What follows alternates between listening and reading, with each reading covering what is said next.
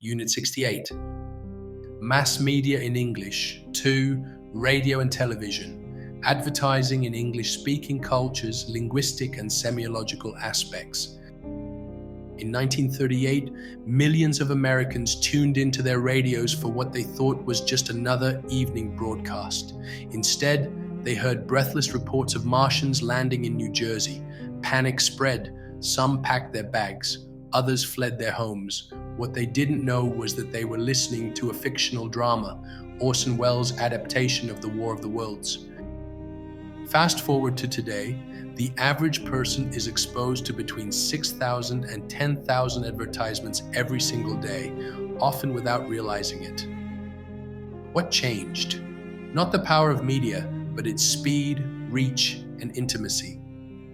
From the golden age of radio to the algorithm-driven ads on your phone, mass media in English-speaking cultures has evolved into a force that not only informs, but shapes identities, influences values, and redefines how we communicate. In this presentation, we'll explore that evolution, from the crackle of early radio to the silent persuasion of a sponsored Instagram post, through the lenses of language, culture, and technology. 1. Introduction. Understanding media and advertising in English-speaking cultures. This unit explores how mass media, particularly radio and television, and advertising function and evolve in English-speaking societies. It combines a historical overview with a linguistic and semiotic analysis to understand how these media shape culture, identity, and communication. The focus lies on how media are not merely channels of information, but active agents in constructing meaning, values, and social relationships. Authors like Dennis McQuail provide a foundation for understanding media theory. Roland Barthes offers tools for decoding the science and myths embedded in advertisements. And Jose Van Dyke's insights into digital culture help explain recent transformations.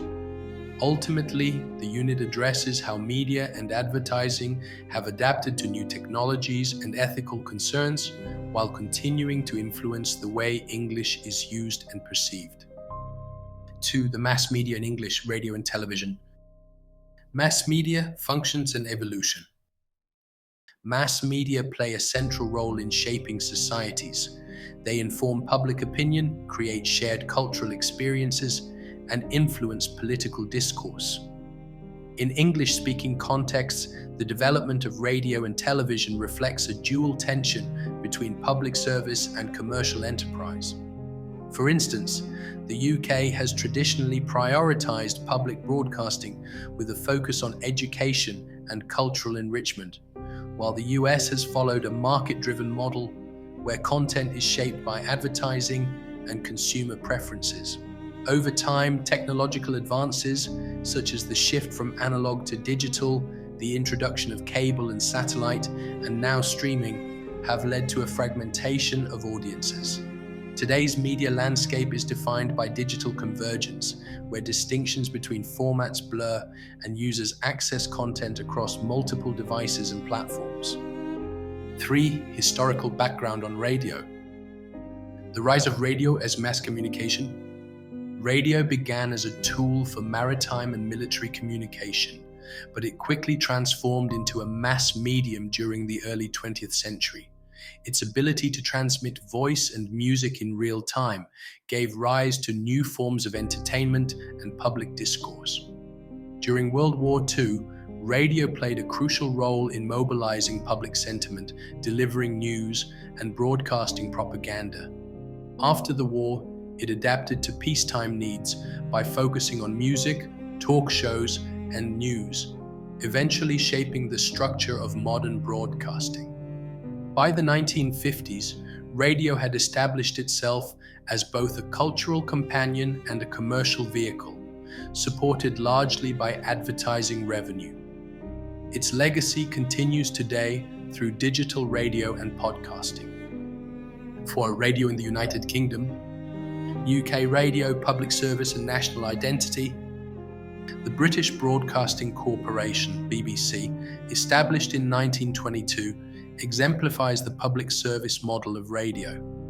Funded by a license fee paid by households, the BBC is governed by a mandate to inform, educate, and entertain.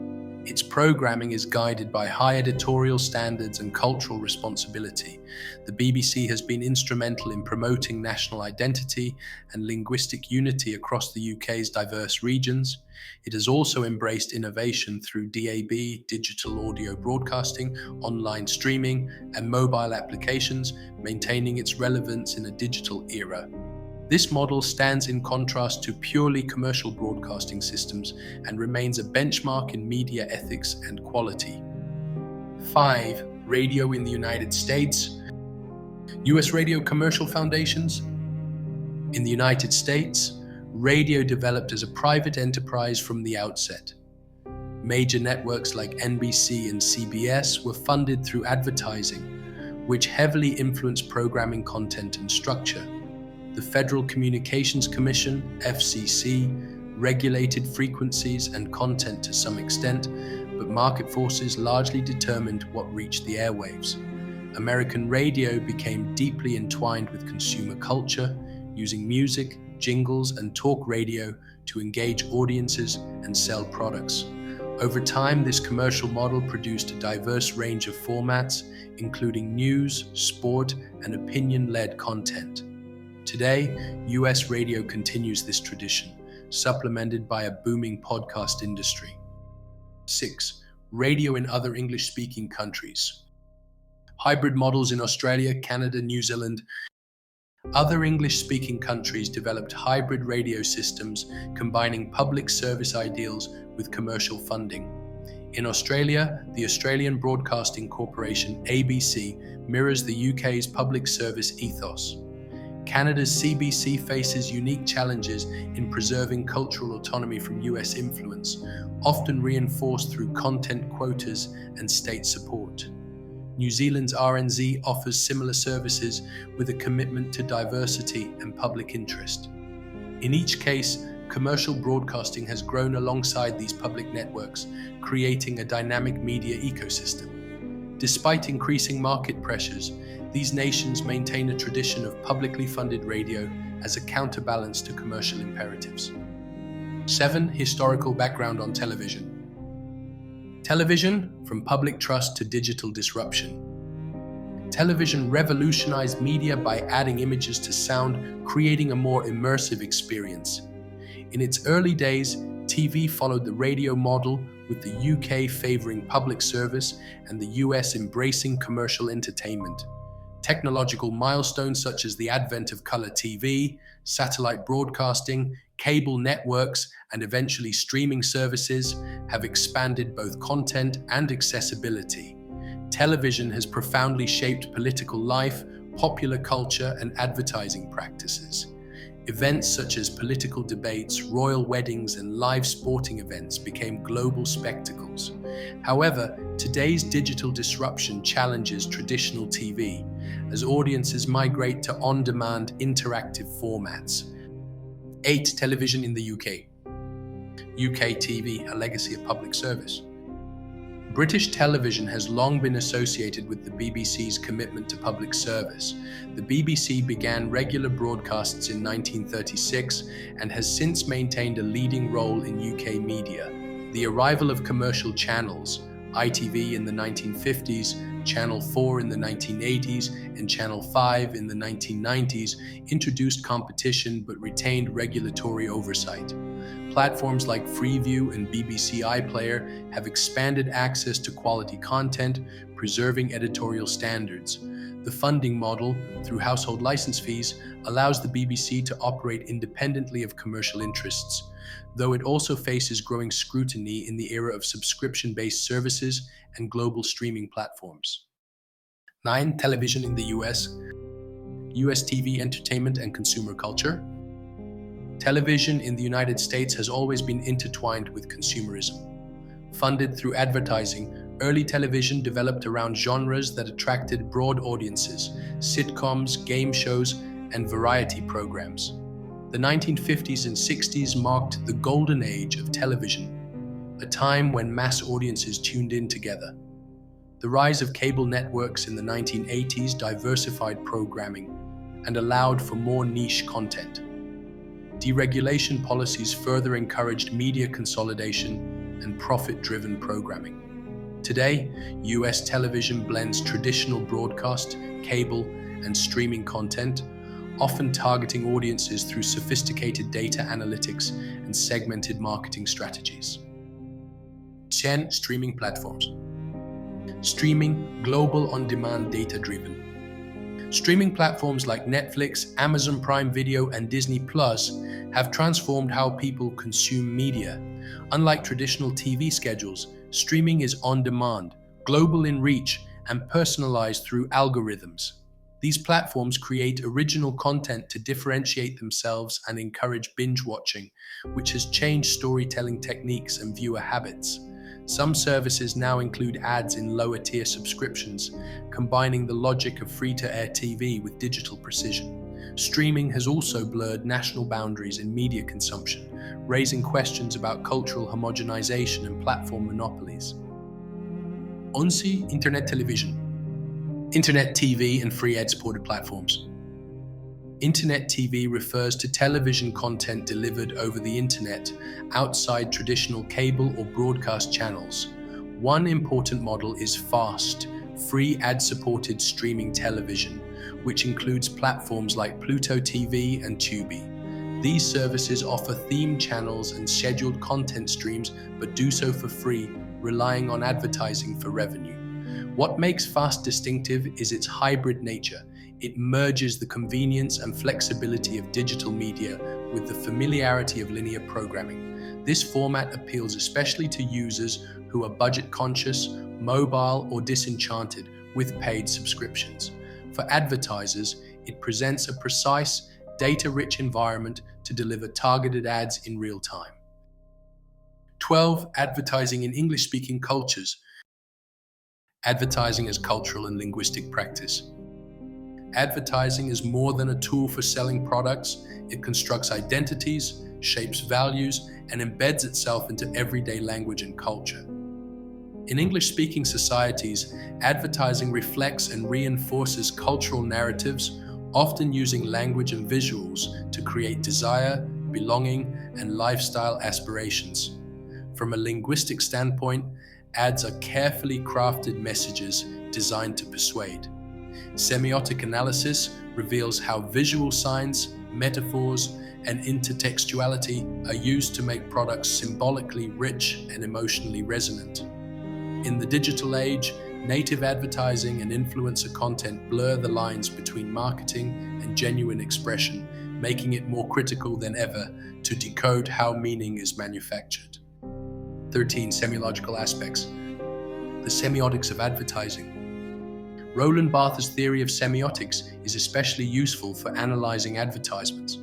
Ads are packed with signs that operate on multiple levels. Denotation refers to the literal meaning of an image, what we see, while connotation points to the associated cultural meanings. For instance, a luxury car ad may show a mountain road, denotation, but imply freedom, power, or prestige, connotation. Beyond this, ads often rely on myths, deep-seated cultural narratives that make their messages feel natural and unquestionable. Techniques such as symbolism, metaphor, and intertextual references to movies or famous figures help advertisers connect with audiences quickly and emotionally, especially in visual-dominated digital environments. 14. Linguistic aspects. Language techniques in advertising. Language in advertising is deliberately designed to persuade. One classical framework is the rhetorical triad: ethos, credibility; pathos, emotion; and logos, logic. Advertisements often blend these appeals to capture attention and inspire action. Devices like alliteration, rhyme, hyperbole, and imperatives, by now, increase memorability and urgency. Modern ads, especially digital ones, often adopt a conversational, personalized tone, mirroring social media language to engage audiences more authentically. This isn't just about selling a product, it's about influencing values, aspirations, and even self-concepts. The cumulative effect of such language can shape cultural trends and redefine social norms. 15. Semantics of advertising. Semantics and strategic ambiguity. A powerful tool in advertising is semantic ambiguity. Advertisers often use polysemy, words or phrases with multiple meanings, to let different people interpret the message in personally relevant ways. Metaphors and presuppositions invite audiences to fill in the blanks, increasing engagement and memorability. Strategic ambiguity also makes slogans and brand messages adaptable across markets and cultures. Cultural codes, shared understandings that go beyond words, are central here. For example, the word natural in food advertising may evoke health, purity, or sustainability, depending on the context. In today's fast-paced, attention-scarce media environment, such meaning must be concise, emotional, and visually reinforced. 16. Advertising today in English-speaking cultures. Today's ad trends, personal, mobile, inclusive. Modern advertising in English-speaking countries is shaped by several converging trends. Data analytics allows brands to personalize messages to individual users, increasing relevance and conversion rates. Mobile-first design ensures ads are optimized for smartphones, with formats like vertical video, interactive banners, and swipes. Inclusivity has become a central concern, with campaigns striving to reflect diversity in race, gender, ability, and background. At the same time, ethical branding has gained traction. Brands are expected to align with social and environmental causes. These trends reflect changing consumer expectations and a more active participatory role for audiences in shaping brand narratives. 17. Advertising on streaming platforms. Streaming ads targeted and seamless. Streaming services have introduced new forms of advertising that balance user experience with monetization. Many platforms now offer ad-supported tiers, where users accept limited ads in exchange for a lower subscription fee. These ads are inserted dynamically based on user profiles and viewing habits, making them more targeted than traditional TV spots. Some formats aim to be non-intrusive. Product placement, pause screen ads, or interactive overlays that users can choose to engage with. This data-driven model enables more accurate performance tracking, but it also raises concerns about privacy and algorithmic influence. Nevertheless, it represents the future of personalized, seamless advertising. 18. Internet TV and Pluto TV. Advertising on fast and internet TV. Fast platforms like Pluto TV and Tubi rely heavily on traditional style ad breaks, but they're optimized for the digital era. Ad slots are shorter, often skippable, and tailored using real-time data about the viewer's preferences and demographics. This is called programmatic advertising, where algorithms select and place ads automatically based on detailed user profiles. These platforms often organize content into genre-specific channels, which makes it easier for advertisers to reach relevant audiences, e.g., fitness brands targeting health content viewers. With low costs and precise targeting, FAST has become an attractive space for advertisers seeking effective exposure without the expense of legacy TV buys. 19. Conclusion. Mass media and advertising then and now. Mass media and advertising have always evolved alongside technology and society. From radio broadcasts that united nations during wartime to streaming platforms that serve niche interests globally, these media continue to shape how we think, speak, and relate to one another. Advertising, as a linguistic and cultural practice, remains central to this process, subtly influencing values, identities, and language use. Today's media landscape is not only about content consumption, but also about engagement, ethics, and cultural meaning-making. For learners of English as a second language, engaging critically with media and advertising offers both linguistic input and deep insights into English-speaking cultures. For more information, join us at our YouTube channel or Instagram account,